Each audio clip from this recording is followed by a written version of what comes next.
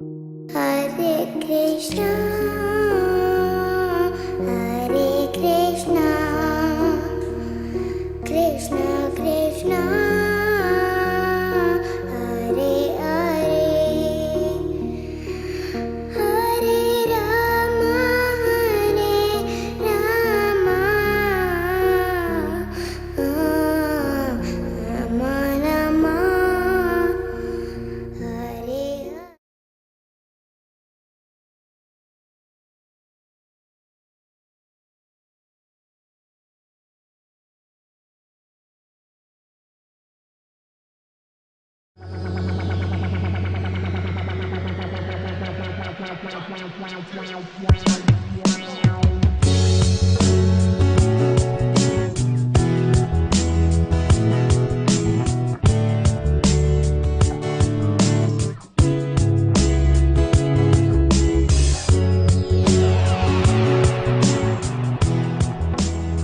We seek happiness all the time.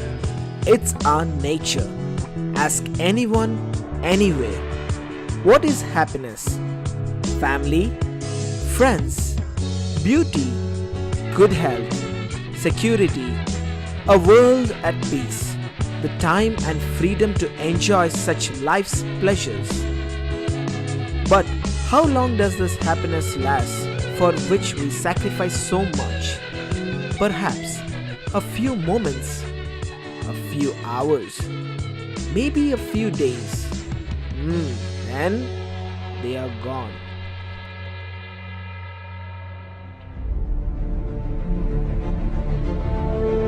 We could be enjoying a vacation on a great sunny day on a beach, and the water of the ocean suddenly starts to rise so high that within a few moments it claims the lives of hundreds and thousands across an entire continent. Our vacation, our happiness turns itself into a catastrophe, our source of misery. One such tsunami on 26 December 2004 took the lives of approximately 2 million people and left millions homeless in 11 different countries. All our attempts to enjoy are similarly always threatened, snatching away life's pleasures and turning them into miseries within seconds. The aeroplane, man's proud invention of the 20th century, has enabled him to soar in the sky, reaching far-flung destinations in the shortest possible time, along with one's family and baggage. Despite such luxury and ease, there is the attached fear of plane crashes, taking some hundreds of lives in one go. Statistically, they are not common, but the uncertainty, the fear remains whether we will reach our destinations safely wearing a smile. Our inventions, our science cannot guarantee this certainty that we seek. It is the biggest bottleneck of all scientific advancements. They always fall short of our complete desires.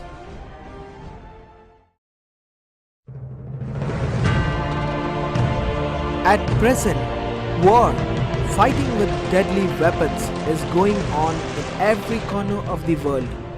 And this, despite the formation of United Nations in 1945 to guard against this precise outcome. The United Nations was set up and continues to be run by the leaders of the nations, humanitarians and peacemakers of all shades come from its 192 member states, ever seeking world peace for the last 65 years. The irony is that the organization's effort at peace, its many ruling, has been the justification for war, bloodsheds, killing in many of these fighting arenas. Far from uniting nations, even nations themselves are being torn apart.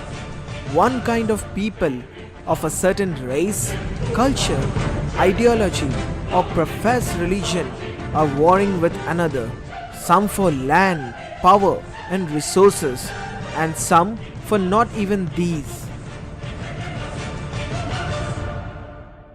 In pursuit of happiness, we also seek good health. Modern medicine has found ways of dealing many distressing diseases, even if it is not eradicating them. But for every disease counteracted, there are newer and newer diseases, leaving all the researchers of the world baffled and the sufferers to continue suffering.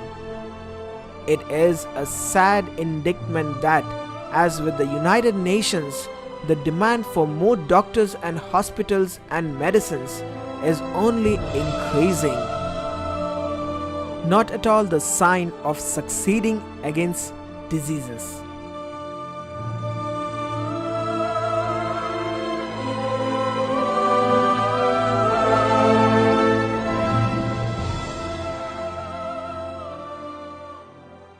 We want to stay young, energetic, and youthful. Yet, as surely as time passes, we grow old. We live in a world that is forever changing. Culture, education, scientific advancement, technological achievements are considered by many to be at their peak today. But in this changing world, four things have not changed ever since creation: birth, disease, old age, and death, without exception, whether be it a German, an American, an African, or an Indian. Irrespective of country, religion, age, or sex, these four miseries render all attempts, all our struggles at happiness null and void, attempts for which we devote so much of our lives.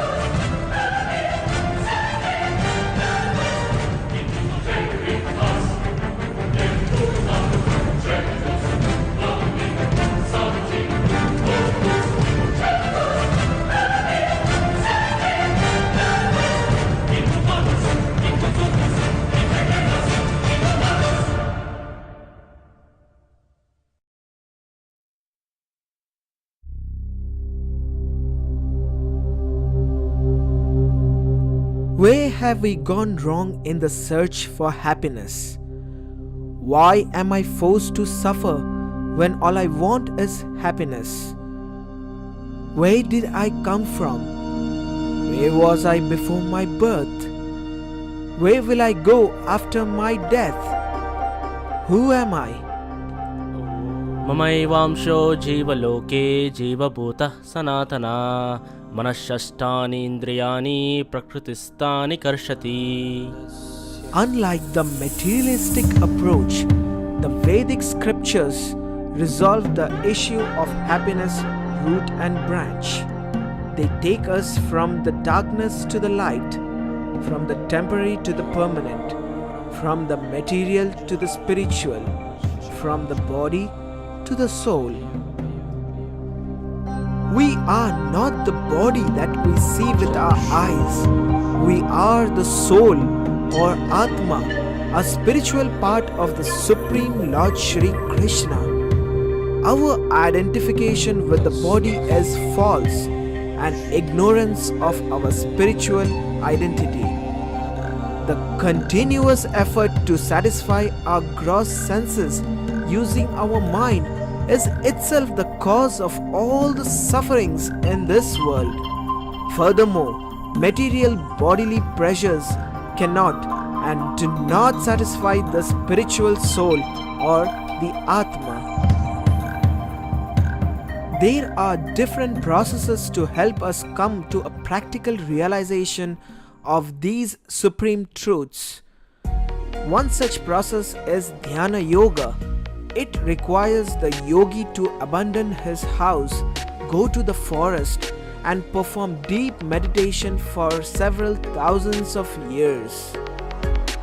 One other process is called Jnana Yoga.